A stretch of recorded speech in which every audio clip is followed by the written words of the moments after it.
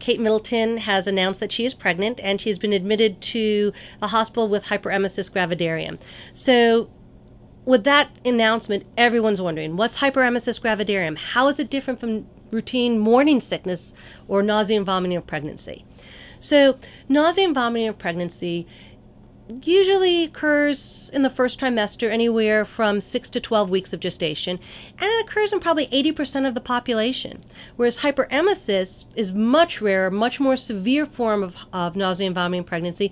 It occurs in about 1% of the population. So with nausea and vomiting in pregnancy, people are nauseous. They throw up intermittently throughout the day, and sometimes all during the day. And usually goes away by about 12 weeks, but in rare situations it can extend through the entire pregnancy. It's not severe. You don't feel well, you throw up, but you're able to keep some food down, you're able to keep hydrated, and it's more of an annoyance more than a severe health problem. If you get to the point of what we call hyperemesis gravidarum, these are patients who cannot tolerate any food. They can't keep any solid food down. They can't keep any liquids down. They get severely dehydrated. They start having electrolyte imbalances. And in this situation, these patients actually need to be hospitalized, given IV fluids, IV medication, electrolyte supplementation, and even sometimes cardiac monitoring because severe electrolyte imbalances can affect the heart.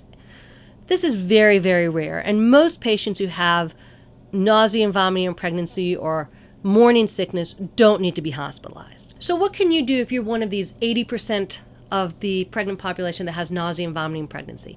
First of all, don't worry. It happens to most pregnant women. It goes away usually by the end of the first trimester, and it doesn't usually adversely impact on your pregnancy or on your baby's health. First thing you need to do is make sure that you don't let your stomach get empty. An empty stomach is much more likely to cause nausea and vomiting. So eat lots of small, frequent meals every 2 to 3 hours immediately upon waking in the morning.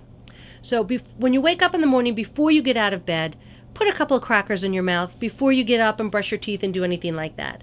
And then just continue to eat easy to digest meals every 2 to 3 hours. For most people, this means carbs. So crackers, bread, potatoes, rice, things like that that are very easily digested. Also, you want to make sure you keep yourself really well hydrated. For most people, that means water. But for some people with hyperemesis, water just doesn't taste good. Or some people have problems with nausea with plain water.